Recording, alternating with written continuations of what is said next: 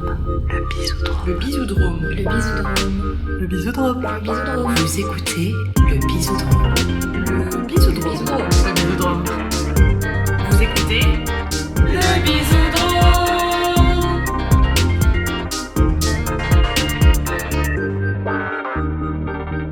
Bonjour et bienvenue dans le Bisoudrome, le podcast où on réinvente notre manière de se rencontrer et de se faire des bisous. Je suis Lélina, l'animatrice de ce podcast, en compagnie de Tomek. Salutations. Aurore. Coucou. Et Lovla. Buongiorno. Et aujourd'hui, notre thème, c'est initier la sexualité, entre autres. Et du coup, on a une question introductive, Lovla. Oui, quelle est la façon que vous préférez pour initier la sexualité ? Je veux vraiment les regards braqués sur moi. Alors qu'en plus, vraiment, j'ai pas de méthode miracle. Ouais, peut-être s'embrasser ou un truc un peu. Commencer par les bisous et voir où ça mène. Voilà. Ok. Eh bien moi, on en reparlera, mais je dirais ne pas initier. Si, voilà, c'est pas simple, mais j'en reparlerai. Ah oui. Ta méthode, ta manière préférée, c'est ne pas. Ouais, en fait, ma manière préférée, ce serait plutôt de ne pas avoir. Enfin, j'ai beaucoup de mal à initier, donc je suis un peu. Mais c'est pas. C'est l'autre. Ah, ça peut être l'autre aussi. Moi, j'ai compris dans le sens comment tu entres. Qu'est-ce que l'autre Quelle est la clé que l'autre doit utiliser pour ouvrir ta serrure? Ah oui. Alors, d'accord. Bon, si on parle de ça, je pense que quelque chose qui me plaît bien, parce que j'aime parler, c'est qu'on commence par discuter de fantasmes ou de trucs qu'on a, enfin, qu'on commence par la discussion et que ça mène à autre chose. Wink. Moi, je pense que ça serait d'établir un contact physique d'une manière ou d'une autre, enfin, qu'il y ait un rapprochement, et parce que ça permet de sentir si l'autre a envie ou pas, à quel point. Et puis, ça peut rester une première étape qui en reste là, quoi. Mais je trouve que voilà, c'est le moyen le plus simple, le plus évident pour moi. Un petit coup de boule. Un petit coup de tête. Voilà. Je jouais sur le. En tout bien, tout honneur. Oui. J'étais sur Zizou, donc. Jeu de mots. Moi, je dirais aussi que c'est plutôt une approche physique, mais pas trop frontale, genre plutôt soit des petits mordiments, soit des caresses. Ah, carrément, pas trop frontal, mais on mordit les frontal quand même. Sur les. Il y a rien avant. En embrassade. Ah oui, ok. J'étais là, il y a rien avant mordi à l'essence. C'est genre en mode la personne s'approche de tes seins et te les mordit, et là tu dis oui ou non à la sexualité. Non, justement, Okay. ne pas, initier la sexualité, il faut certainement pas me toucher les seins. Ah Ça, oui. c'est un truc genre non. Ah ouais. Je déteste qu'on m'approche comme ça. Vraiment. Ah ouais. Alors que moi, ça marche très bien et c'est vraiment ce que je fais avec un amoureux en permanence. Bah voilà. Donc moi, c'est plutôt comme toi, Aurore, plutôt des bisous ou alors des situations genre la douche par exemple. C'est vraiment ma cam. Voilà. Ah, c'est genre situationnel. C'est en mode, je prends ma douche. C'est quoi le meilleur C'est quoi le meilleur type de douche? Quoi? Italienne Chaude. avec un rideau. Non. Oh là. Mais... Alors attends. Il y a des configurations de douche qui doivent être plus ou moins bien, non? Bah déjà, il faut qu'elle soit suffisamment spacieuse pour qu'on puisse y rentrer à deux, ce qui n'est pas le cas de toutes les douches. J'aime pas trop les douches où tout le contour est en plastique un peu, tu vois, genre où il faut monter dans la douche.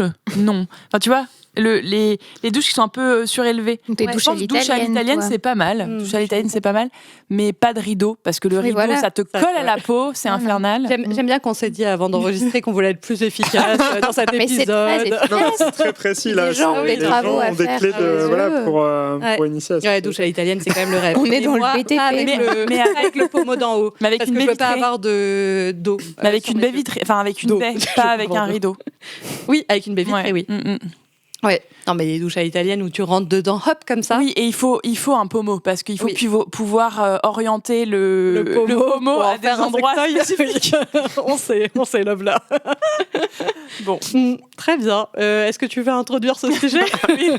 Bah, en fait, c'est vrai que du coup, j'étais très à fond sur ce sujet parce que récemment, au gré d'innombrables vocaux que j'envoie à mes amis, dont cette magnifique personne qui est l'animatrice de ce podcast, on a parlé de comment on initie initier un rapport sexuel quand on est en couple. Et souvent, quand on est dans un couple installé, comme c'est mon cas, c'est souvent, il y a un truc qui s'installe, quoi. C'est souvent la même personne qui demande le rapport sexuel, l'autre qui y répond.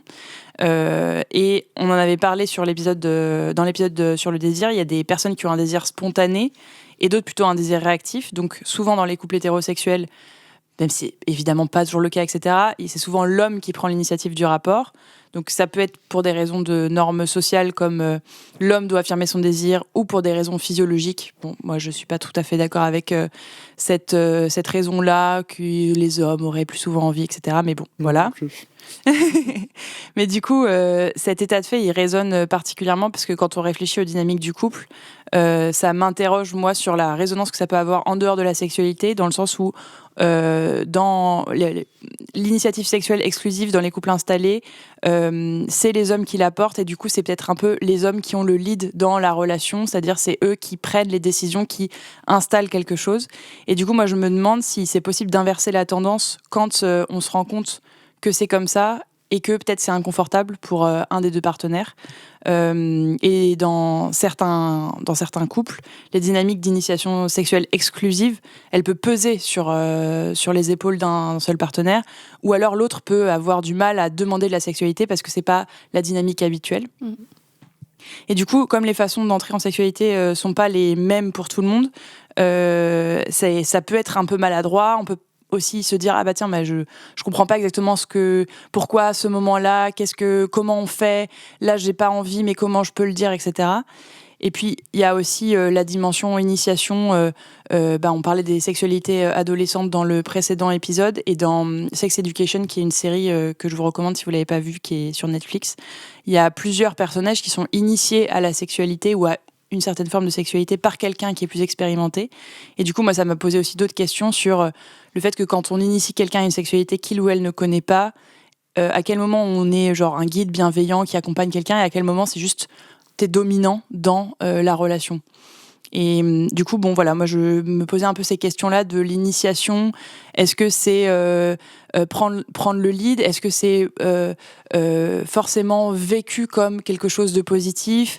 Faire un pas vers l'autre ? Ça peut être pour un baiser ou pour une discussion sérieuse ou une expérience nouvelle. En fait, à chaque fois, ça peut être un peu teinté de quelque chose. Et du coup, initier, ça peut être prendre le contrôle.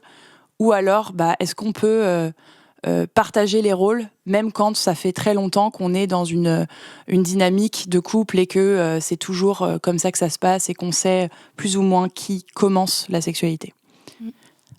Voilà. Waouh, un grand sujet Autant que ça fait sujet. très longtemps qu'on a envie d'aborder, quoi. Ça fait vraiment, je pense peut-être depuis le début, on est là, oh là, c'est un enjeu, cette question d'initier la sexualité.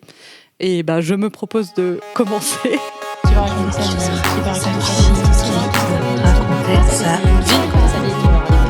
Qui va raconter sa vie? Du coup, je vais vous parler de mes enjeux avec le fait d'initier. À la base, vraiment bien en tête, quand j'ai vu ce sujet, je me suis dit, ce que j'ai envie, c'est de donner des outils pour apprendre à initier, parce que j'ai l'impression que c'est un problème à régler chez moi, que je n'initie pas assez et que ça me pose problème. Et après, je me suis dit, déjà, je voyais que j'avais du mal à essayer de chercher des outils, et je me suis dit, peut-être c'est pas ça qui résonne en moi pour cet épisode. Je me suis dit, pourquoi est-ce que je vois ça comme un problème de ne pas initier la sexualité ? Et en 2024, vous ai-je parlé, que j'ai vraiment appris plein de choses sur moi, j'ai découvert que j'avais une petite voix pas sympa dans ma tête, que je ne connaissais pas, parce qu'en fait, elle était tellement installée, et j'étais tellement dans un déni de « mais non, tout va bien, je suis super, ma vie est super » et tout, que en fait, je savais pas que j'avais une voix méchante dans ma tête qui me disait des trucs méchants. Donc maintenant, j'apprends à avoir cette voix et à l'écouter pour savoir ce qu'elle a à me dire, quoi, puisque elle était là tout le temps, juste je l'écoutais pas, quoi. Et du coup, tout ce que je me dis par rapport, je voulais un peu vous dire ce qui se passait comme discours interne par rapport au fait de pas initier. Alors, à savoir que je suis angoissée, j'ai des angoisses de performance, j'ai des enjeux de culpabilité, donc tout ça, ça rentre dedans, mais que je pense quand même que cette petite voix dans ma tête, je suis pas la seule à l'avoir, et que ça pourra faire écho avec certains et peut-être aussi certaines d'entre vous dans ce rapport un peu paradoxal dont on a parlé aussi dans l'épisode d'avant, de faut pas être la salope, mais faut pas être la sainte, et que du coup, coup, dans l'initiation de la sexualité, c'est aussi des archétypes qui peuvent se retrouver, de quelle place on prend entre pas être trop salope, mais quand même... on est quand même des femmes libérées et modernes, quoi. Donc voilà, ça fait beaucoup de choses avec lesquelles se dépatouiller. Donc, ce que je me dis par rapport au fait de ne pas initier, qui m'a toujours fait culpabiliser, mais que j'ai jamais vraiment changé dans ma sexualité, c'est que quand même, je pourrais être plus entreprenante, que j'attends toujours qu'on vienne me chercher et que c'est une attitude un peu princesse, quoi, que je profite un peu, enfin, que je suis pas assez proactive, voilà, que je suis trop passive, que en fait, tout ce qui s'exprime, c'est ma peur du rejet, parce que j'ai trop peur qu'on me dise non et que c'est quelque chose à travailler, ma peur du rejet, et que c'est comme ça que voilà, j'apprendrai à initier. Que quand même moi qui prône d'être sex positive, qui a un podcast sur la sexualité, je devrais quand même être plus proactive, quoi, que je sais pas, ça correspond à mon rôle, quoi, c'est ce qui est attendu de moi, je ne sais pas. Donc voilà, j'ai beaucoup de culpabilité et de peur par rapport au fait d'initier, et que je vois que j'ai vu très inconsciemment comme un problème à résoudre, et pas du tout dans un espace de curiosité de peut-être que ça me ferait plaisir, ou ce serait intéressant de réfléchir à des manières d'initier la sexualité. Et du coup, je me suis demandé, qu'est-ce que j'avais comme ombre derrière ? J'aborde un topic qui est vraiment mon obsession. De toute manière, je vous parle que de mes obsessions dans ce podcast, finalement, depuis quelques semaines. Les obsessions de Lélina, c'est le nouveau nom du podcast. Ouais.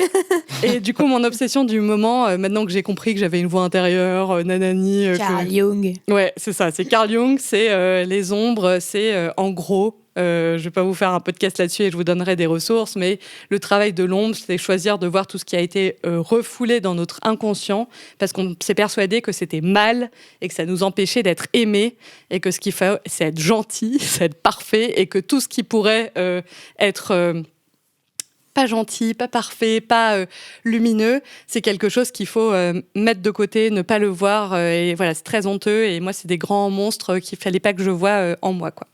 Donc je me suis dit, qu'est-ce que c'est mes ombres par rapport à toutes ces peurs, et je m'en suis vue deux. Une, j'en ai dit, c'est l'ombre de la profiteuse, c'est qu'en fait c'est un enjeu de recevoir, que si l'autre initie, en fait, moi, je profite, et que du coup, je suis pas assez à l'action et que je suis une profiteuse. Et sinon, à l'inverse, l'ombre de la manipulatrice ou de la dominante, c'est que si jamais moi j'initiais, j'ai trop peur d'outrepasser les limites de l'autre, et que vu que je sais que j'ai des enjeux par ailleurs, que je me suis rendu compte que j'avais très peur d'être manipulatrice dans ma vie, ça se retrouve aussi dans ma sexualité, d'avoir peur qu'en fait je suis trop... Je dis souvent, en plus je rigole souvent dans ce podcast, et je suis assez pas anodin, que je suis toujours à 2 doigts d'être un gourou. Ça, je pense que ça va aussi vraiment dans cette ombre de je peux avoir trop d'influence, et du coup je peux amener les gens à faire des choses qu'ils n'ont pas envie de faire, quoi. Et du coup, dans un monde où on nous a pas appris vraiment le consentement, je pense que cette peur de dépasser les limites et de pas respecter l'intégrité physique de l'autre, à minima, elle est assez partagée, en plus dans un monde post-MeToo, mais même avant, quoi. Et derrière, il y a des valeurs très bien, c'est très cool de avoir conscience de ça, et d'avoir envie de réciprocité, de partage, de ne pas outrepasser, de respecter l'intégrité physique et émotionnelle de l'autre, quoi. Mais j'ai l'impression qu'au lieu de regarder, voir cette ombre, et du coup, voilà, de vraiment la voir, j'en faisais juste une sorte de monstre terrifiant dans mon inconscient, de je ne veux pas être cette personne manipulatrice dominante, et du coup, ça me bloque complètement dans la possibilité de mettre en place des choses avec curiosité, avec douceur, pour initier, parce qu'en fait, la peur derrière, elle est trop grande. Je suis là, les risques sont trop grands à initier, donc en fait, je vais laisser le risque à l'autre et ne pas le prendre moi, parce que j'ai trop peur d'être cette personne que je n'ai pas envie d'être, qui dominerait l'autre, quoi. Et du coup, une des clés pour moi, c'est vraiment je me suis rendu compte que si je devais travailler sur quelque chose, c'était vraiment ces enjeux de consentement. C'est que vraiment, on nous a pas assez expliqué le consentement, et que même notre niveau du consentement, j'ai l'impression que c'est toujours un niveau très basique de non, c'est non, et t'es là, oui. Mais en fait, le consentement, c'est vraiment quelque chose de complexe, qui se travaille, qui s'apprend, qui dépasse le fait de dire non, oui, parce que si on nous l'a jamais appris, est-ce qu'on sait vraiment dire non ? Est-ce qu'on sait vraiment dire oui ? C'est quand même pas si clair que ça. Et que d'un côté, je suis là, j'ai raison d'avoir peur, parce que si on nous a tellement mal appris le consentement, c'est vrai que les risques à prendre sont grands, et que sans une meilleure compréhension et sur le consentement, c'est vrai que potentiellement je peux prendre des risques et faire prendre des risques à l'autre. Et en plus tu en parlais et j'ai vu des trucs là-dessus, quand une routine s'installe, par exemple dans une relation à un couple, c'est aussi des moments où il peut y avoir des enjeux de consentement encore plus grands, parce que du coup une routine s'installe aussi par rapport à la sexualité, qui, si elle n'est pas remise en question et qu'en plus on n'a pas parlé assez de consentement et que c'est pas une donnée assez claire et vivante, parce qu'elle n'a pas juste à être comprise, mais qui est vivante dans la relation, on peut vite finir par faire des choses qu'on n'a pas forcément envie de faire, ou ne plus réinterroger son consentement parce que c'est la routine, quoi. Genre, je sais pas, c'est tous les samedis soirs, c'est à tel moment, telle personne initiée, ça se passe comme ça. Enfin, que voilà, ça peut. C'est quand même une pente glissante à mon sens. Du coup, j'ai trouvé un super article de Lorraine Ishii sur différents exercices par rapport au consentement. Bon, on aura plein d'autres pistes dans cet épisode, mais voilà, j'axe cette fin de partie sur les enjeux de consentement. Et je retrouve la page. Oui. Du coup, un truc... Bon, alors ça, je trouve ça difficile à le mettre en œuvre, mais on pourrait y réfléchir. Quelque chose qui m'a toujours plu dans le monde sexe positif, dont je vous ai déjà parlé, c'est qu'au début, il y a toujours des exercices de consentement. Et un exercice très connu de consentement, c'est que tu es là face en face à une personne, et tu vas dire « Est-ce que je peux te toucher l'épaule ?» Et l'autre personne va te dire non. Et tu vas lui dire merci. Et du coup, il y a une idée de travailler. En fait, on a très peur. J'ai très peur du non, et j'ai l'impression qu'on a très peur du non, parce qu'en fait, le non, ça peut être du rejet, ça peut être en fait tu ne m'aimes pas. Enfin voilà, un truc de ça veut dire, on peut lui donner beaucoup plus d'interprétation que vraiment ce que ça veut dire, quoi. Attends, du coup, l'exercice, parce que moi je connais pas, c'est de dire non, et d'entendre l'autre dire non. Et de dire merci à l'autre pour son non. Même si toi c'était ok avec ce. Oui.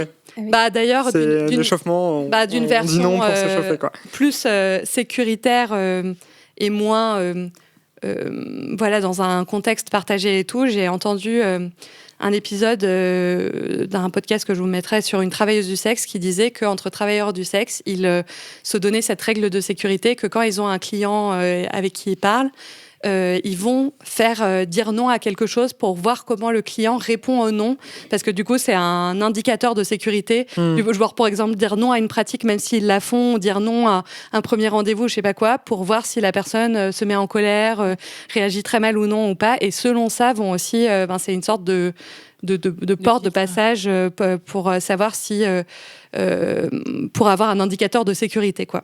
Et du coup, je trouvais ça vraiment très fort et intéressant. Et je suis là en mode, je dis pas que dans nos relations, on doit triquer l'autre et lui faire dire non à quelque chose pour vraiment savoir comment la personne réagit. Enfin, je trouvais ça triste, même si c'est peut-être une stratégie possible, de créer un faux non, entre guillemets, en début de relation, par exemple, avec quelqu'un pour voir comment la personne y réagit. Mais du coup, il y a aussi la possibilité de faire des exercices ensemble. Après, c'est vrai que j'ai du mal à m'imaginer, là, dire à un de mes amoureux, mais peut-être qu'il faut, ok, on va faire l'exercice du consentement, et du non, on va se mettre en face l'un de l'autre, et puis je vais faire ça, enfin bref, ce que je dis. Bon, il y a aussi le merci qui est important. Oui, le merci est très important, parce que du coup, ça vient conforter cette idée qu'en fait, refuser quelque chose, ce n'est pas refuser l'autre, ce n'est pas refuser l'amour, et que du coup, ça vient un peu reconditionner cette image qu'on a du non comme quelque chose qui coupe la relation, qui casse, qui arrête. Voilà. Bon, ce que j'ai trouvé aussi d'intéressant, je vous le dis vite, c'est trouver un code pour dire qu'on a envie. On parlait de comment on voulait que soit initiée la sexualité, on y reviendra, mais qu'en fait, c'est toujours ce truc de partir de ça doit être spontané, on n'a pas besoin d'en discuter. On est là en mode oui, du coup, il y a possibilité quand même que on fasse pas de la manière qui soit peut-être la mieux, la plus safe, la plus sympa, en tout cas, qui aille le mieux au couple, à la relation. Voilà. Et aussi l'idée de spécifier ce qu'on a envie dans la relation sexuelle et d'établir un peu un menu de sexualité, parce que des fois, quand on dit non, en fait, on dit non à tout le menu qu'on s'imagine. Mais peut-être qu'on ne dit pas non à tout, peut-être qu'on est oui pour, je sais pas, des bisous et des câlins, mais non pour de la pénétration, oui pour tel truc, mais non à d'autres. Et que du coup, le fait de aussi un peu réfléchir à qu'est-ce qu'on met derrière notre sexualité avec l'autre, quels sont tous les différents composants, et puis de pouvoir un peu aussi respécifier, peut-être je veux ça mais je veux pas ça, voilà, je veux ça ou je veux pas ça, et du coup de pas être dans un truc de c'est forcément ça, Ouais, et puis... l'un arrête l'autre, une chose arrête tout, c'est possible, mais c'est une possibilité parmi d'autres, quoi. Et puis aussi, ça peut être une question d'intensité, par exemple, des baisers très doux, oui, mais un truc beaucoup plus vigoureux, non. Pareil, dans la pénétration, parfois, c'est aussi une question de... Parce que dans le fond, tu peux faire un acte, mais de plein de manières différentes. Et ça pourrait avoir des oui à certaines manières et non à d'autres. Oui. Mais c'est point rubrique finale. Oh oui, on en parlera On en enfin, parle plus donc tard. restez connectés. Et le dernier outil dont je voulais vous parler, que j'ai vraiment beaucoup aimé parce qu'il parlait d'ombre, donc il rentrait dans mon obsession, c'est une roue du consentement que je vous mettrai en lien. Où du coup, bon, je vais pas vous l'expliquer complètement, mais il y a l'idée qu'en fait, on peut avoir un peu 4 rôles, positions par rapport à la sexualité différentes, qui est prendre, donc c'est prendre, c'est initier, c'est dire genre est-ce que je peux faire quelque chose, permettre, c'est oui tu peux, donc répondre à la proposition de l'autre, accepter, c'est dire es-tu d'accord de me faire un cuni, et servir, c'est oui, je suis d'accord de te le faire. Et du coup, on a 4, mais bon, vous verrez le cercle, 4 rôles différents qui, en soi, sont tous neutres. Ça peut être positif comme négatif, et à tous, on a des ombres associées. Moi, je me rends compte que, par exemple, en fait, j'ai beaucoup de mal à recevoir, fun fact, une personne dans le contrôle qui a du mal à recevoir, parce que mes 2 ombres, c'est profiteuse, c'est du coup de me dire que j'accepte, que je suis que dans l'acceptation et pas assez dans le faire, et que du coup je profite parce que je reçois plus que je donne, et le côté, l'ombre manipulatrice dominante, c'est la peur de prendre, donc de proposer, dire est-ce que je peux faire quelque chose, parce que pareil, ça c'est une manière de recevoir dans l'action, quoi. En gros, prendre et accepter, c'est des manières où on reçoit le cadeau, et servir et permettre, c'est des rôles où on donne le cadeau, quoi. Et que du coup, selon si c'est fait dans un espace de consentement ou pas, et voilà, il y a plein d'ombres derrière, et ça, enfin, ça, c'est des outils, quoi. Ça peut être positif, négatif. Voilà, donc je trouvais que c'était intéressant, cette roue, pour se confronter aussi à ses propres ombres, projections sur la sexualité, et au fait que, en fait, c'est OK, toutes ces positions sont OK, et on peut être dans une relation où on est plus la personne, ou complètement une personne qui est plutôt dans recevoir et l'autre dans donner, et qu'en fait, ça va à tout le monde, quoi. Et que peut-être ça n'ira plus à tout le monde dans 2 mois, 3 mois, 5 mois, ce qui est du coup est d'autant plus difficile, je trouve, quand les relations s'ancrent, de revenir rediscuter ça et de ne pas rester dans un schéma par défaut qui s'est installé, quoi. Et mais je trouve que là-dessus, on a encore vraiment plein de choses à inventer. En tout cas, moi, je trouve que c'est toujours quelque chose qui est un enjeu et qui reste un enjeu dans mes relations, qui n'est pas simple, et que j'ai l'impression que c'est vraiment encore un terrain et un paysage complètement, en tout cas dans ma vie, inexploré, quoi. Enfin, et que ça pose d'autant plus de questions quand les relations s'ancrent, parce qu'au début, il y a un peu ce truc... potentiellement, on a tout le temps envie l'un de l'autre, et que, genre, je sais pas, ou que ce truc est plus simple, mais que quand la relation s'ancre, c'est le moment où potentiellement ces questions de qui initie, etc., ça va se poser, quoi.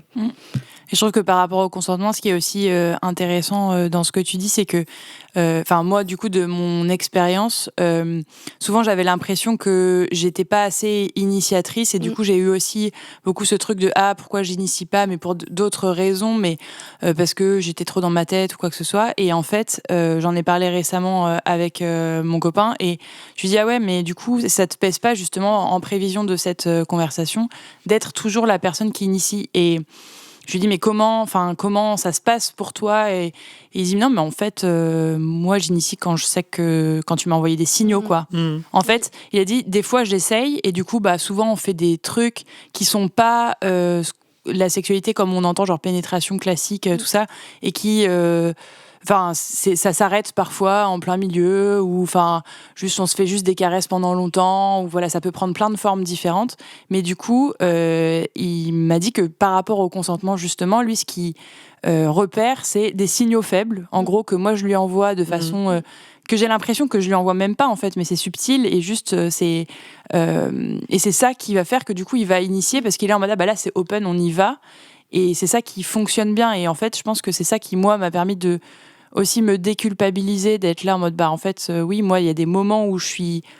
En fait, ce qu'il faut que je fasse, c'est juste communiquer mieux les moments où j'ai envie et accepter que ce soit lui qui vienne me chercher parce qu'en fait, tout le reste, en fait, je peux pas. Enfin, c'est pas ce que moi je suis capable. Et puis, en fait, c'est clair qu'on peut avoir la discussion. Moi, je m'imagine que ça dérange mes partenaires, mais en fait, je me rends compte, mais parce que c'était inconscient en moi, que j'ai jamais posé la question de est-ce que ça vous va, comment on fait. Et aussi, c'est intéressant cette histoire de dialogue, que du coup, c'est pareil, il y a cette ombre et cette idée dans le fait d'initier que c'est dominant, qu'en fait, on vient, c'est ça, apprendre quelque chose, qu'on vient en tout cas tester, enfin essayer de faire une proposition et qu'il y a quand même un enjeu de domination. Là où ce que tu racontes, c'est en fait un dialogue de la personne écoute tes signaux faibles et y répond. Et moi, ça me fait penser au fait que un amoureux là m'a reparlé de la première fois où on s'est vu à notre premier date avec beaucoup de joie et de reconnaissance et de t'es trop stylé, parce qu'il était là.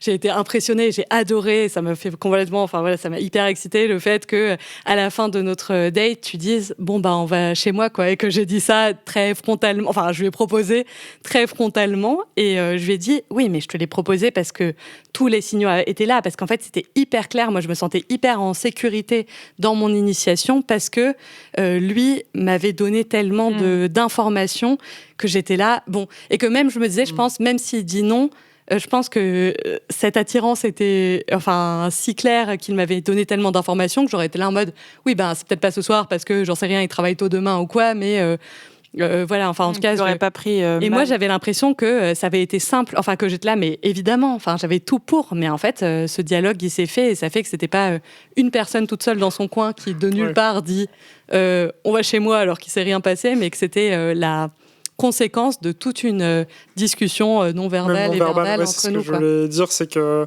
on a parfois une vision un peu caricaturale du consentement et de la communication à faire autour du consentement, en se disant qu'il faut se dire les choses, limite qu'il va falloir signer un contrat, etc.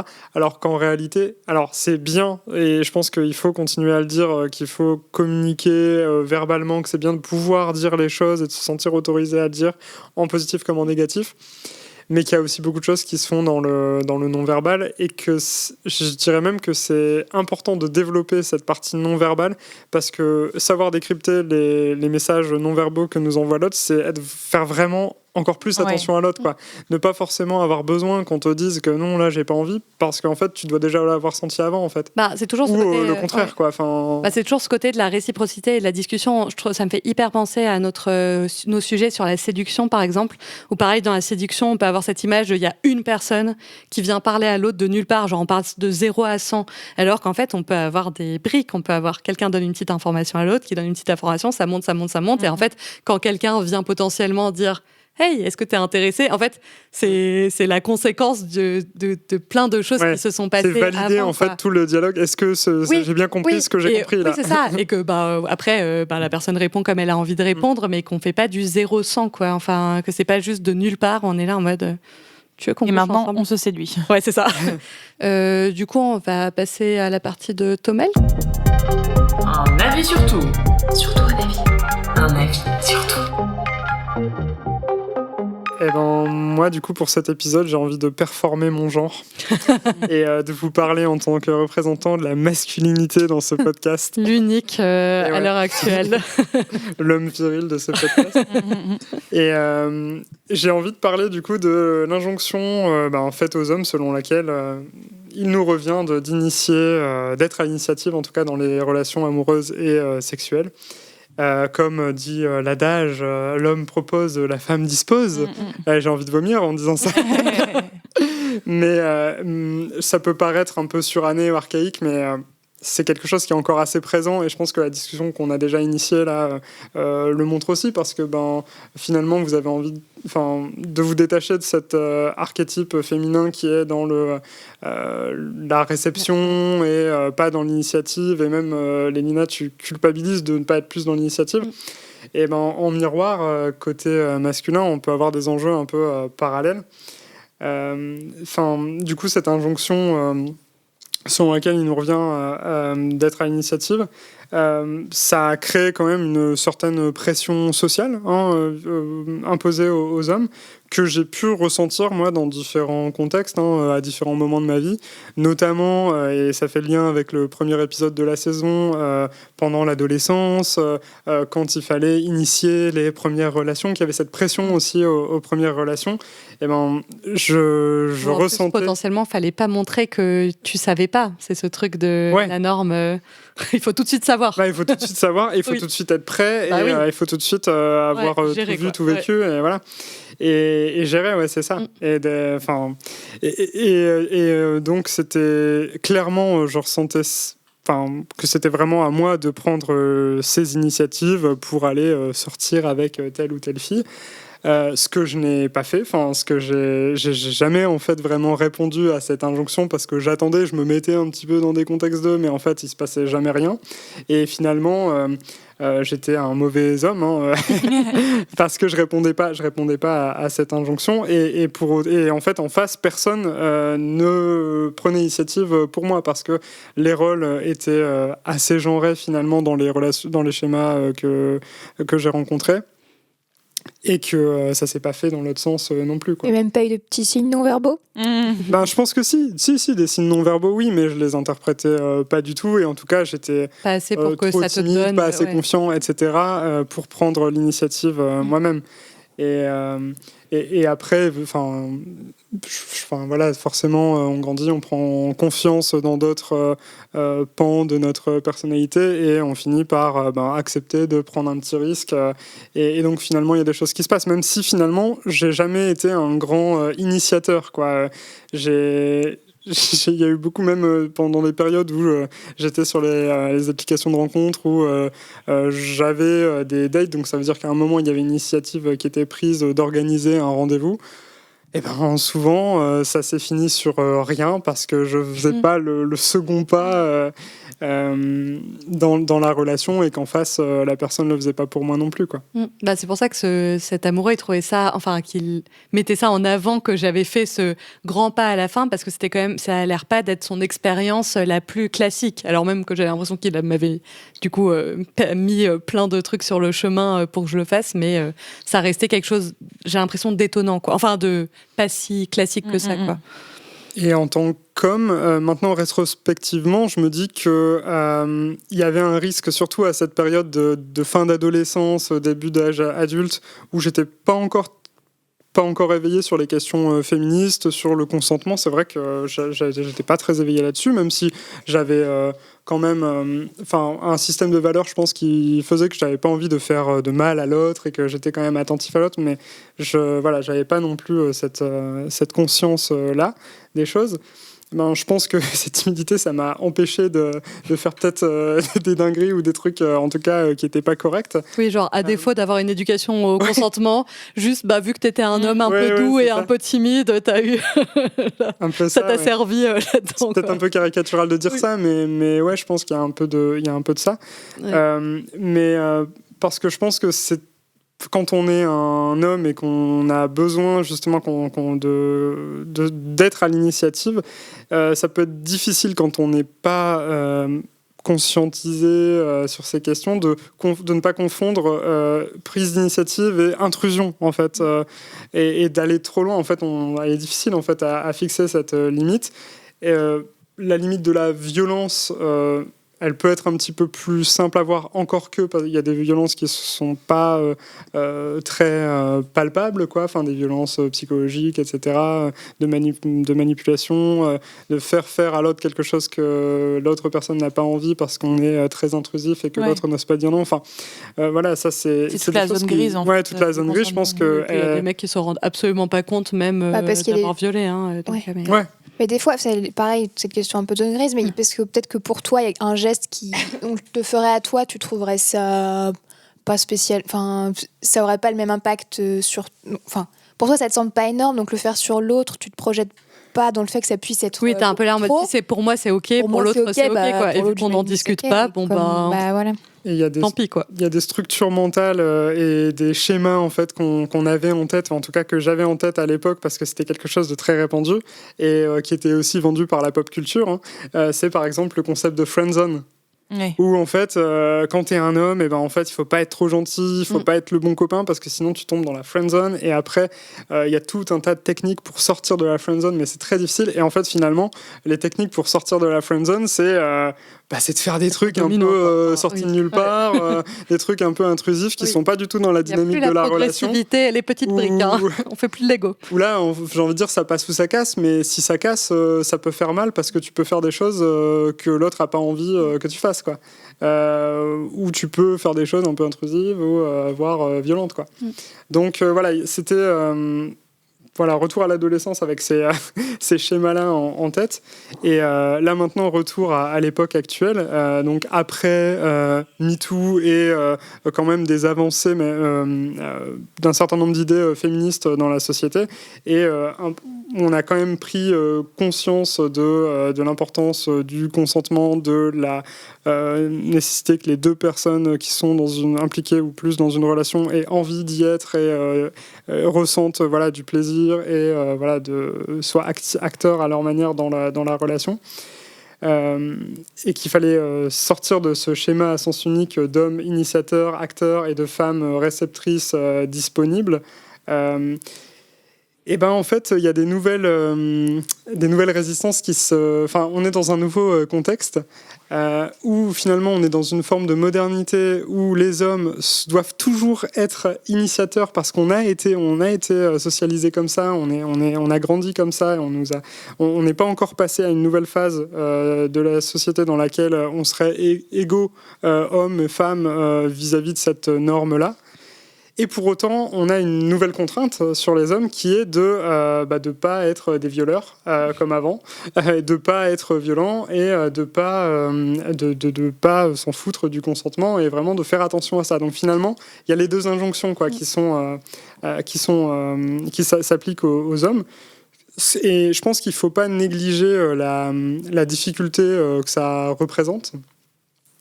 Et le fait que ça puisse créer aussi du mal-être chez certains hommes, en fait, de pas réussir à conjuguer en fait tout ça et à pas s'en sortir. Et du coup, certains hommes n'arrivent pas à lier des relations, que ce soit amoureuses ou sexuelles, dans ce contexte-là, en répondant à toutes les injonctions. Quoi. Il faut que peut-être j'initie quand même, mais pas trop, mais comment, et que du coup, ça crée des sortes d'injonctions paradoxales, ou en tout cas de plein de choses en même temps qui sont difficiles à concilier, quoi.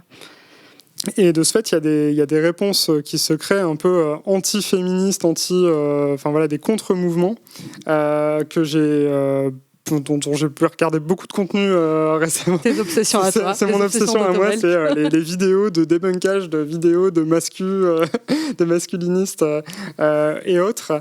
Et donc, je voulais vous parler vite fait de ces mouvements-là, donc les mouvements masculinistes ou les mouvements MGTO, MGTO, donc c'est Men Going Their Own Way, les mouvements Red Pill, en fait, et tout ça, c'est issu en fait des mouvements incel, donc Involuntary Celibatary. Et Red Pill, c'est la pilule rouge dans Matrix. Ouais. Donc c'est à la base cette idée de c'est quoi la pilule rouge dans Matrix ? C'est que quand dans Matrix, je crois que c'est que tu prends la pilule rouge, tu peux plus dévoir un monde. En fait, tu vois la matrice, quoi. Que en fait tu dors et que tout ce que tu pensais vivre, en fait tu l'as pas vécu, on te l'a foutu. Du coup, c'est un truc qui a été utilisé, instrumentalisé pour. À tort en plus, parce que c'était pas du tout ça l'objet. Pas du tout. Je crois que l'autrice de Matrix ou la réalisatrice, je sais plus. Vraiment plusieurs fois dit ça suffit d'utiliser ma création comme un truc incel, c'est vraiment l'inverse que j'ai voulu. Mais en plus elles sont trans, c'est les sœurs Wachowski. C'est ça, Mais d'ailleurs nous en tant que le Bisoudrome, on a été touchés par un sujet Red Pill. J'ai jamais pu le voir, mais une fois j'avais googlé le Bisoudrome sur Google, voilà, et j'avais vu un sujet de jeuxvideo.com qui s'appelait Red Pill, apparemment les femmes veulent à 99% des mecs memes. Et après, du coup, c'était je sais pas qui était là en mode oui, alors dans ce podcast, ils disent ça. Non, mais voilà, trop matrixé. Enfin, mais j'ai pas pu. Il avait déjà été désactivé par les modérateurs, ce qui est une bonne chose par ailleurs. Mais du coup, j'ai pas pu lire cette discussion. J'étais là, waouh, c'est bon, on a une autre sujet Red Pill. Mais en fait, les red pill, là, dans le mouvement mascu, c'est une vision du monde selon laquelle, là maintenant, actuellement, on serait dans un monde néo-féministe où les gens seraient pas égaux hommes et femmes, mais en fait où les femmes auraient pris le pouvoir sur les hommes et les hommes auraient plein de discriminations dans la société actuelle et seraient les vrais défavorisés en fait dans la société. La red pill, en fait, c'est le fait de... En fait, il y a la blue pill, donc la pilule bleue, c'est de continuer à vivre sa vie, accepter que les femmes dominent et puis, en fait, se ranger à tous leurs désirs et, en fait, vivre comme un bon canard qui fait bien ce que les femmes lui disent de faire et finit par être un homme soja de gauche. Enfin, c'est vraiment cet univers-là. Soja, hein. oui. Toi, tu serais un exemple de blue pill. Blue pill, blue pill, voilà. Et red pill, en fait, c'est... voir qu'il y a un problème, que ce sont les femmes qui dominent et agir contre ça et contre-attaquer.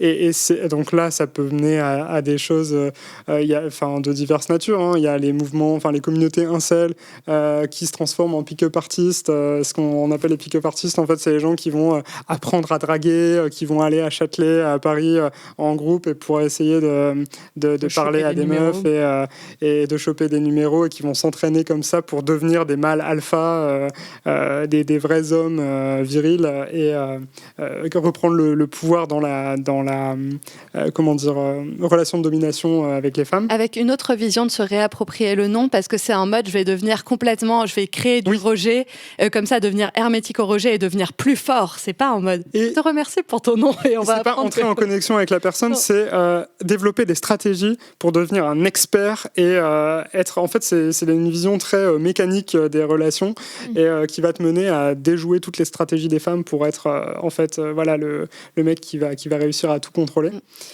Et ensuite, ça peut être encore plus grave, en fait, c'est les MGTOW, c'est les Men Going Their Own Way, où en fait on t'encourage à ne plus relationner avec des femmes qui de toute façon vont chercher à te manipuler, etc. Ou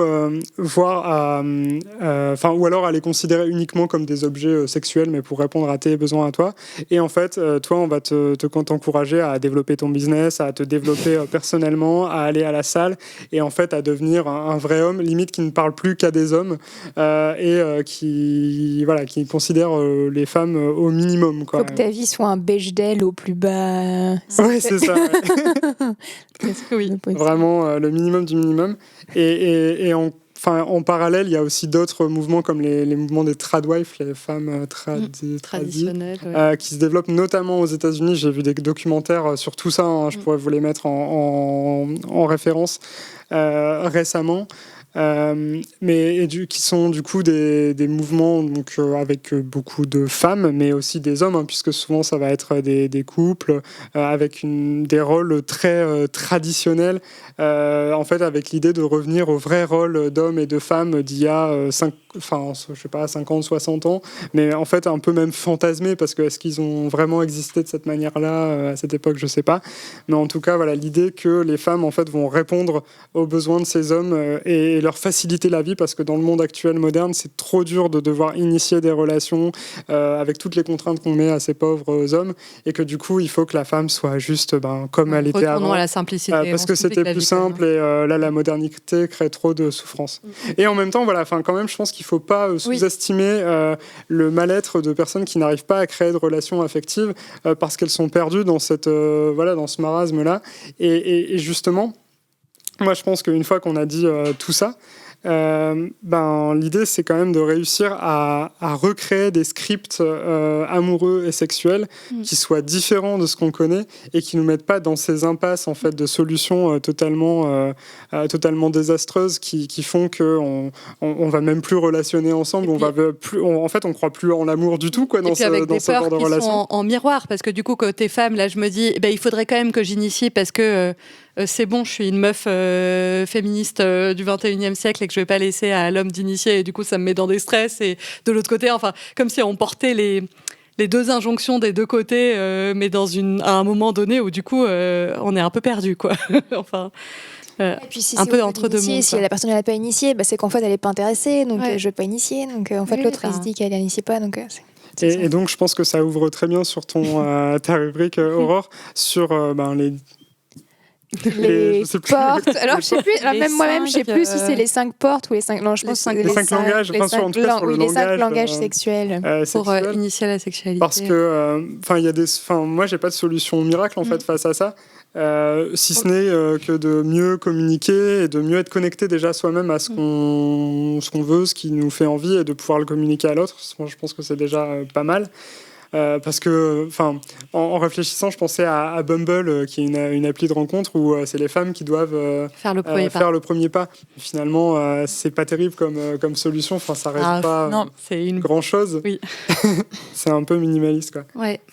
Mais je pense que il y a beaucoup de problématiques qui sont liées à l'initiation, qui sont aussi liées au mode de communication qui sont différents, parce que peut-être une façon d'initier d'initier la séduction, par exemple, pour une personne socialisée comme femme, c'est pas pareil que pour une personne socialisée comme homme. Et pareil dans la sexualité. Et ce que je trouve intéressant, et tu vas nous en parler, Aurore, c'est que dans la sexualité, c'est pareil. Au final, on a l'impression qu'il y a une seule façon d'initier, que du coup, si on n'initie pas de cette manière-là, c'est pas, c'est qu'on, enfin, je sais pas, moi, par exemple, je me dis, j'y pense pas assez, ou voilà, enfin, alors qu'en fait, si on est plus à l'écoute de toutes les manières qu'il peut y avoir d'initier la séduction ou d'initier la sexualité, au final, on se rendra plus compte de ce que font les uns et les autres.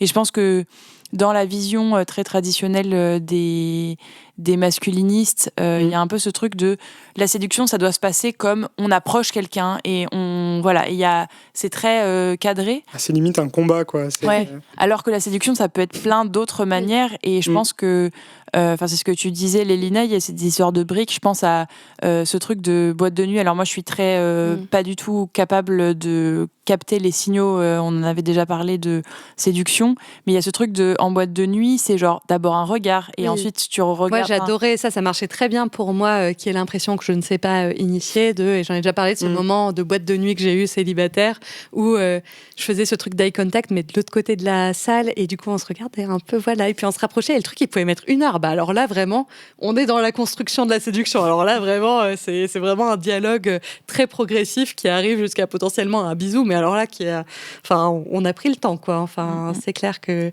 y a d'autres scripts, et on va enfin arriver, on vous tease cette partie d'Aurore qui va tout nous apprendre à l'initiation sur la sexualité, que je pense, et c'est pour ça que je parle de ces ombres, même si c'est mon obsession là, qu'en fait, du coup, dans cette période de flou dans les relations, et notamment hommes-femmes, mais dans les relations amoureuses, venir voir nos peurs et nos ombres, je pense que ça peut être intéressant, parce qu'en fait, je crois qu'on a tellement de peur. Enfin, que c'est un moment flou, compliqué, qui crée tellement de peur en nous, qui peuvent être, à laquelle il peut y avoir plein de réponses, dont des réponses plus ou moins radicales.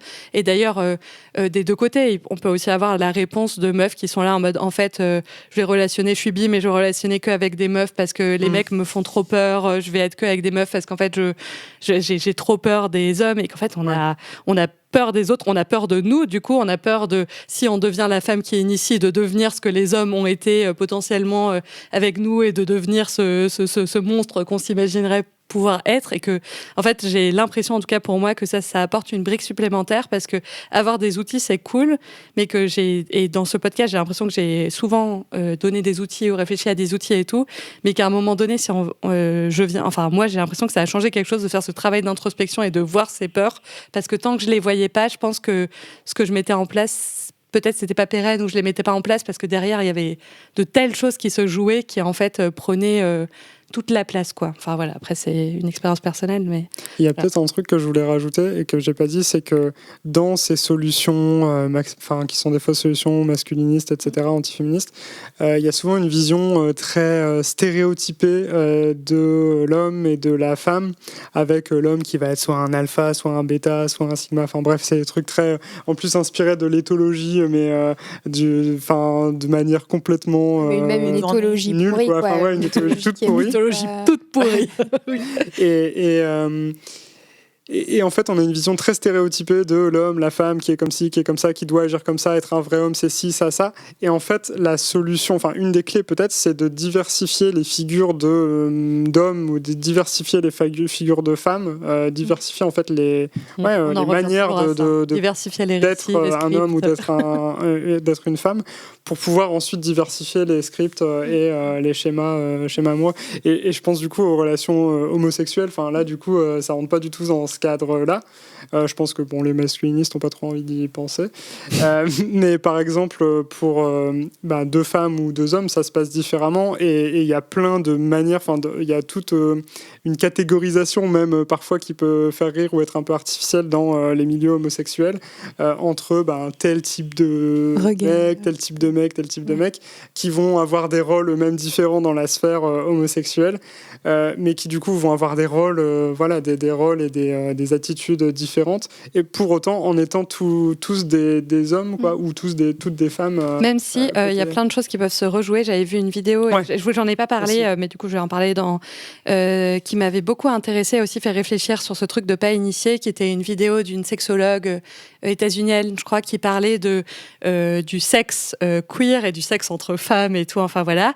Et qui parlait d'une étude que je vous remettrai sur les femmes qui se disent top, bottom ou switch. Donc, c'est des mots empruntés du BDSM. Ouais. Donc, c'est top, c'est du coup être plutôt celui qui donne, bottom, c'est plutôt celui qui reçoit, même si en fait, dans les pratiques sexuelles, ça veut dire des trucs différents. Après, ça va détailler de qu'est-ce que les personnes qui se disaient top aimaient plus faire et moins, qu'est-ce que les personnes qui se disaient bottom aimaient plus faire ou moins, statistiquement. Et après, des personnes qui sont switch, donc qui avec cette fluidité.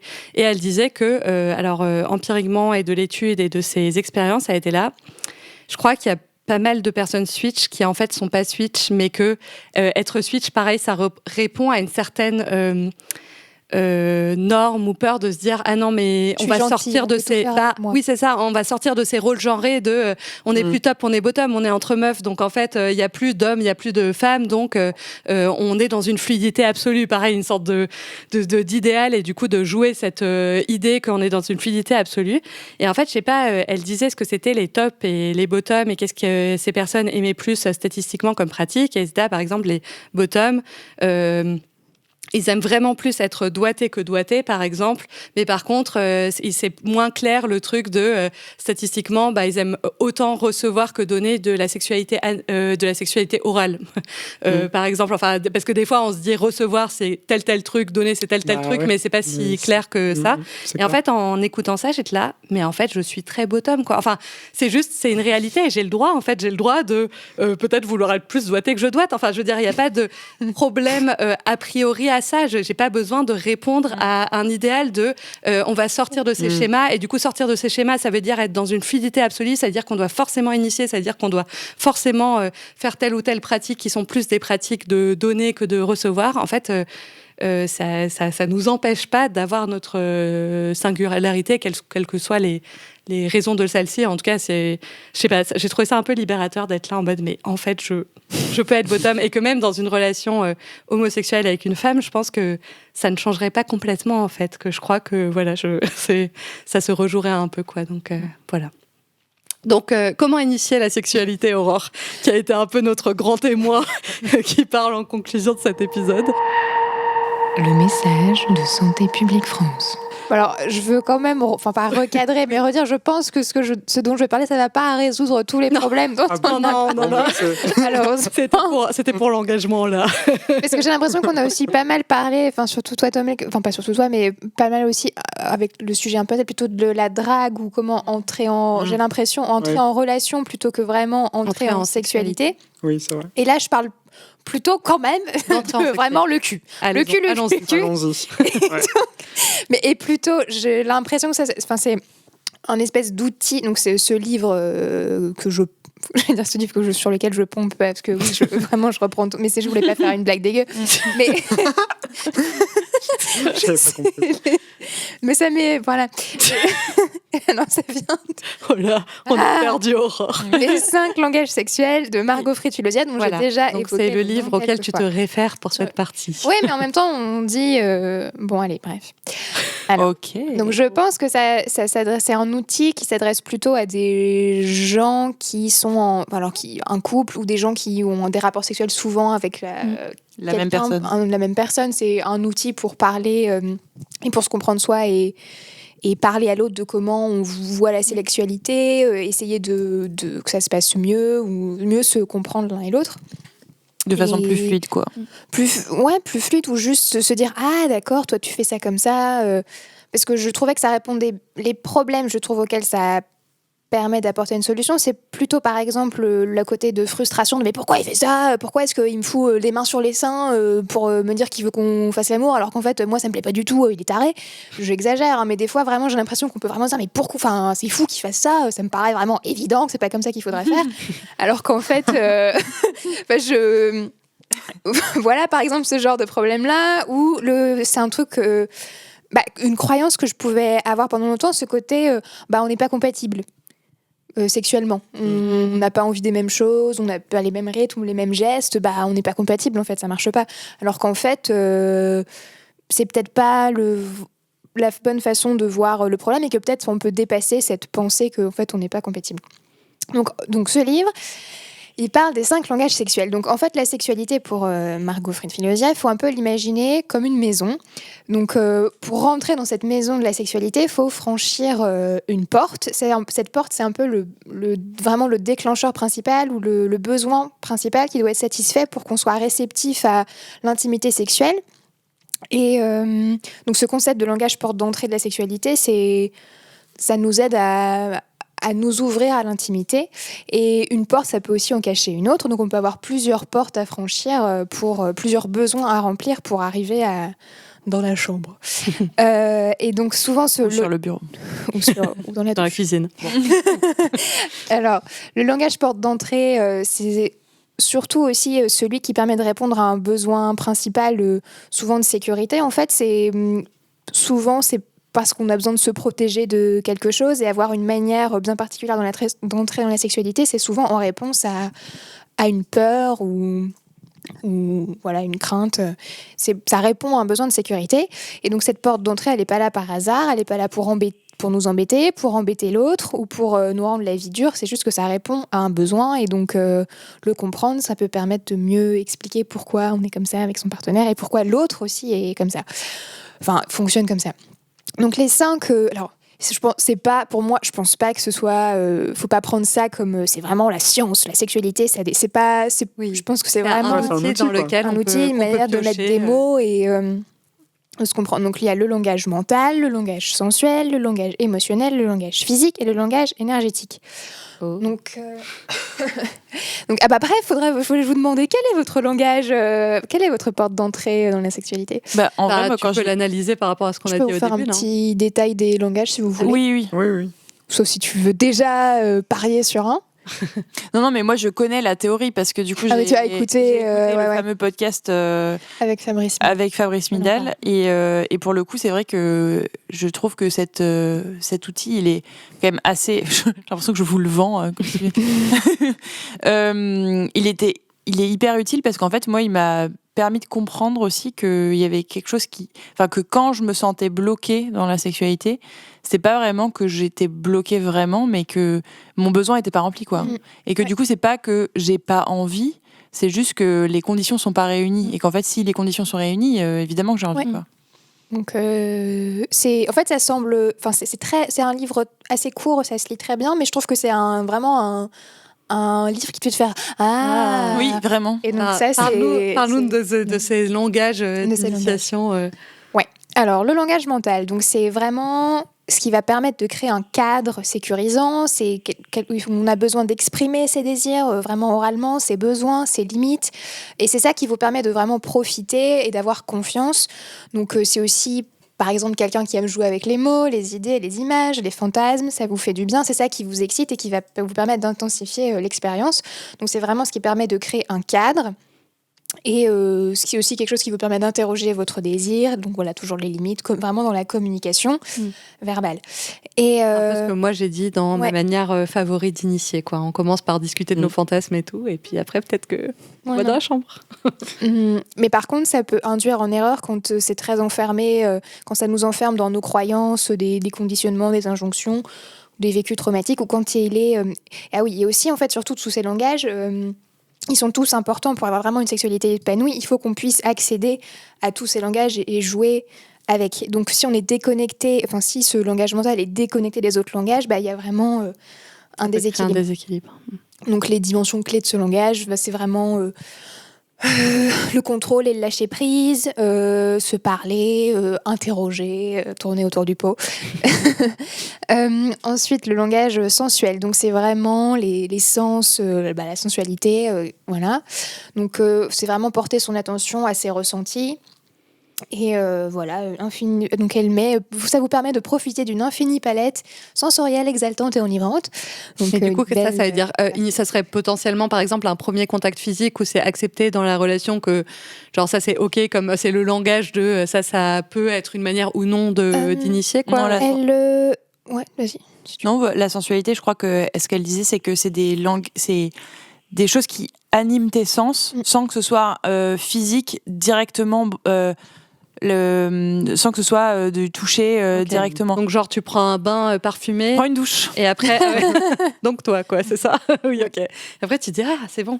Mais après, tu mets une musique particulière. Ouais, voilà, c'est des trucs comme ça. C'est un peu ce que je fais avec mes petites playlists d'avant date, de me mettre dans un certain état d'esprit avec une ambiance sonore par exemple. Mais après ils sont tous liés, donc c'est vrai que la musique c'est sensuel, ça peut être aussi, ça te met dans un certain état émotionnel, mental, de confiance en toi, mental. Carrément. Donc faut pas non plus dire quelle est ma boîte, alors que quelle est ma boîte.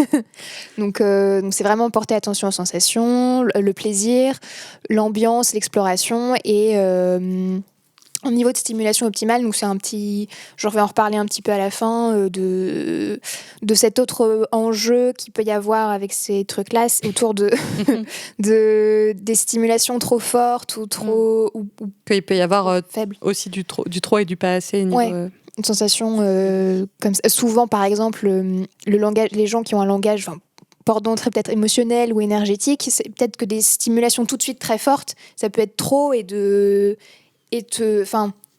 tu peux ça peut t'empêcher d'être dans le moment parce que c'est trop, en fait, ça te dépasse, pas tes récepteurs, mais ta jauge de... comment dire ?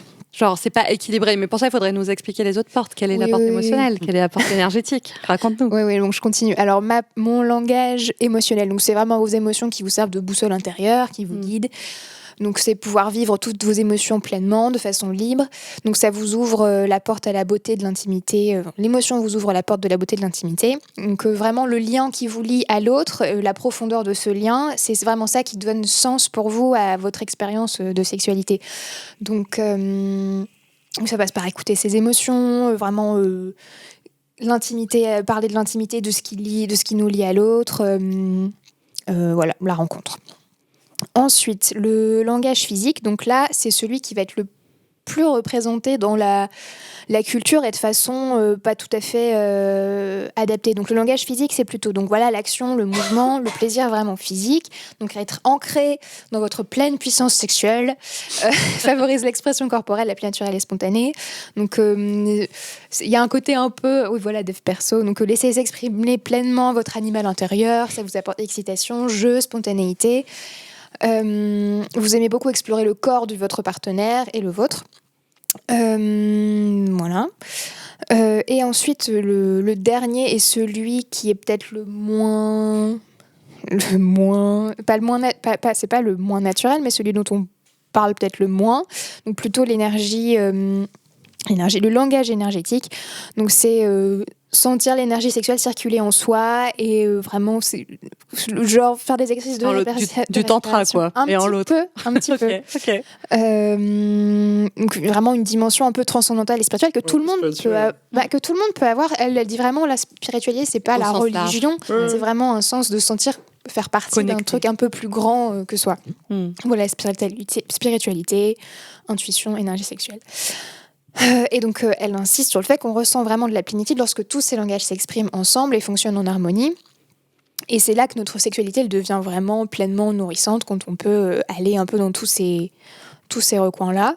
Et si un langage est bloqué ou mis de côté, ça a un impact sur tout le système. Et c'est aussi quelque chose qu'il faut questionner, se dire « Ah bah tiens, pourquoi est-ce que j'ai du mal à aller dans ce côté très physique, très... où on s'attrape, ou... Pardon. Quand elle dit « on s'attrape », elle veut plus avoir le micro en face de sa bouche.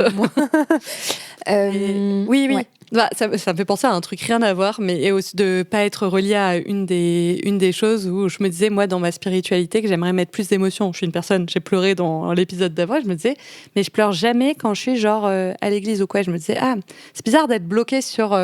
Bon, c'est peut-être vraiment rien à voir, mais c'est bizarre d'être bloqué sur l'émotionnel dans quelque chose qui vient par ailleurs jouer sur ma vulnérabilité. Et je pense que j'ai pu avoir ça aussi avec la sexualité, d'être là en mode, mais en fait, je peux pleurer. Genre en mode, je peux pleurer après un orgasme ou quoi. Enfin, en fait, que mes émotions, je les imagine ou je les trouve tellement fortes que des fois, du coup, à contrario, je vais complètement le bloquer, quoi, et me dire, ah non, mais ça va prendre trop de place. Enfin, je veux dire, c'est bon si je pleure après l'orgasme.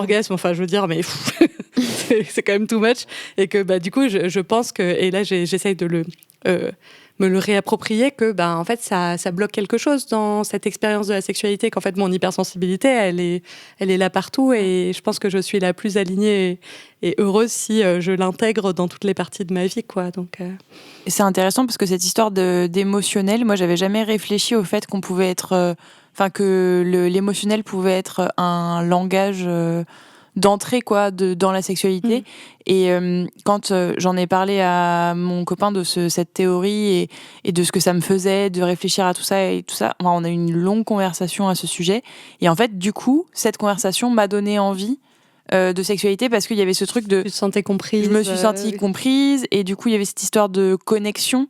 Et j'ai l'impression que c'est une porte d'entrée que je pense j'ai un peu laissé de côté, alors qu'en fait, c'est vrai que la connexion et la conversation, ce qu'elle dit d'ailleurs beaucoup, discuter de sexualité, mais sans que ce soit discuter d'un problème.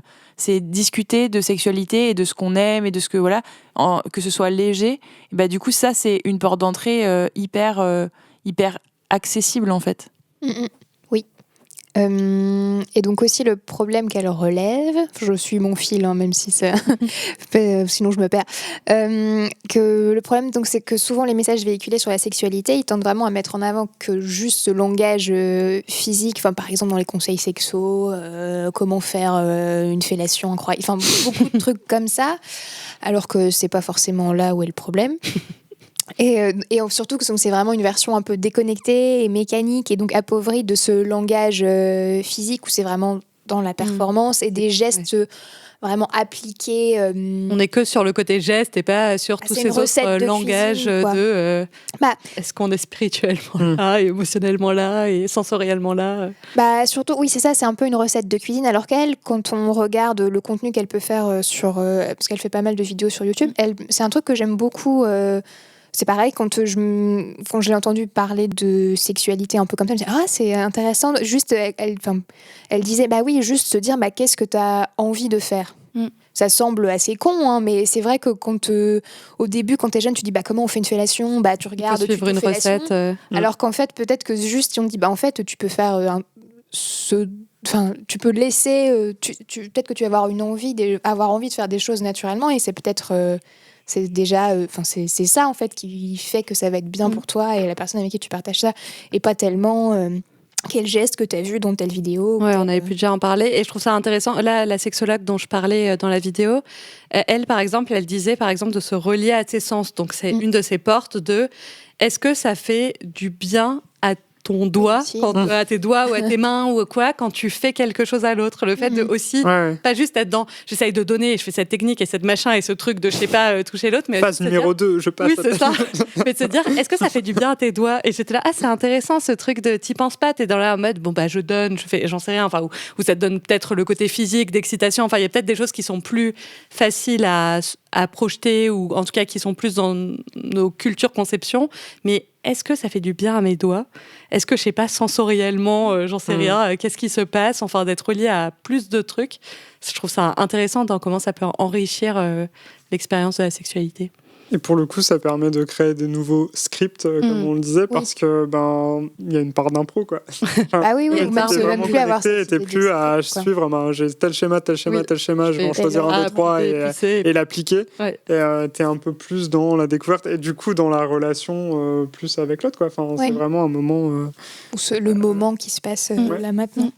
Ouais, d'être vraiment connecté à soi et vraiment connecté à l'autre. Et dans le moment aussi, quoi. Tu vis vraiment le truc, pas pour ce que tu en imagines et que du coup tu dois appliquer, ou pas pour ce que tu pourras raconter parce que tu pourras ramener à d'autres expériences en disant oui, j'ai fait ci, ça, et je sais mettre des mots dessus parce que j'ai déjà vu des vidéos qui en parlaient, quoi.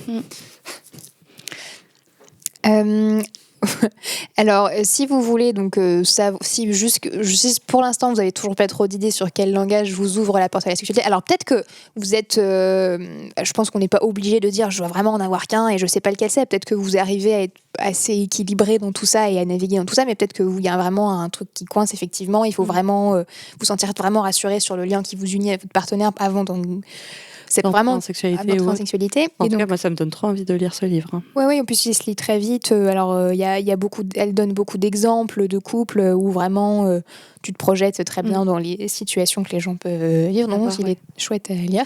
Bien. Donc, les questions qui peuvent vous aider à identifier quelle serait cette porte d'entrée principale si ça vous questionne. Donc, quels sont les éléments qui activent par-dessus tout votre désir. Donc, est-ce que ce sont des caresses? Est-ce que c'est vous sentir aimé? C'est sentir cette espèce d'énergie, de tension sexuelle entre vous? Ou alors, de quoi avez-vous en général besoin pour vous sentir ouvert à un rapport sexuel? Est-ce que c'est d'avoir parlé de vos désirs, de ce dont vous aviez envie à ce moment-là? Donc, vérifier que le cadre se prêtait à un moment intime. Ou donc ça, c'est le côté plutôt mental, d'avoir pris une douche chaude ensemble pour être propre et se détendre, donc plutôt sensuel. Comment en général débutent vos rapports sexuels? Donc soit avec passion, on se saute dessus, donc plutôt physique, ou alors on se regarde dans les yeux, on s'embrasse tendrement, plutôt émotionnel. Ou alors on respire ensemble, on se synchronise, donc le côté énergétique.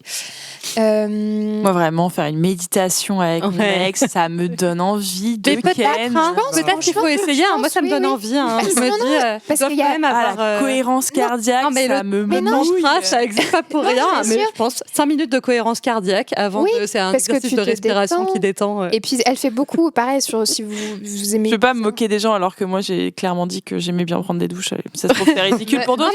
En fait, ça peut être intéressant de tester des trucs. Voilà. Bah oui, surtout qu'elle. Les deux en même temps. Ah ouais, 5 minutes de cohérence cardiaque. Comme ça, tu fais que 5 minutes de douche qui est mieux pour l'environnement.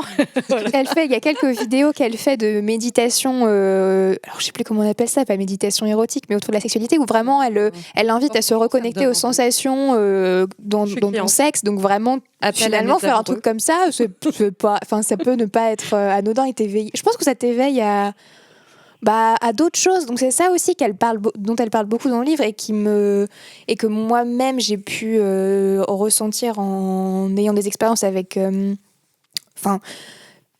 Sur le coup, je me dis on fait pas comme ça. C'est pas qu'on fait pas comme ça, mais ça me surprenait dans comment ça se déroulait. Et en fait, tu dis mais c'est super chouette parce que ça m'ouvre à une façon de faire que moi-même toute seule j'aurais pas. Donc ça rend l'expérience beaucoup plus riche.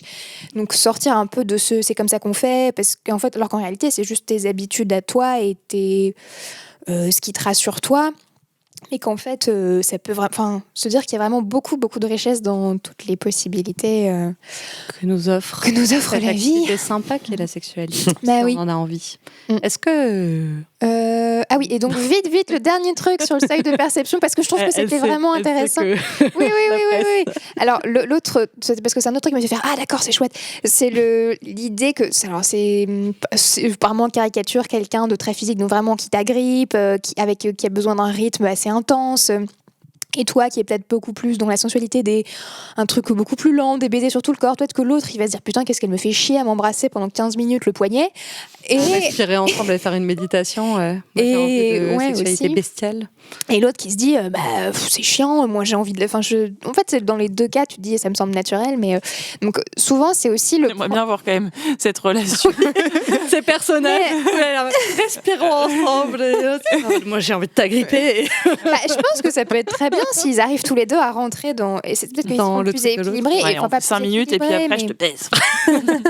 Non, mais ça t'ouvre à des façons. Enfin, moi, je trouve ça chouette de dire, on peut faire. Enfin, ça t'ouvre. Après, il faut être expérimentaliste. Enfin, aimer aussi. Enfin, je pense qu'il peut y avoir des personnes qui sont là en mode, moi, j'ai envie de faire comme ça et vraiment pas d'une autre manière, quoi.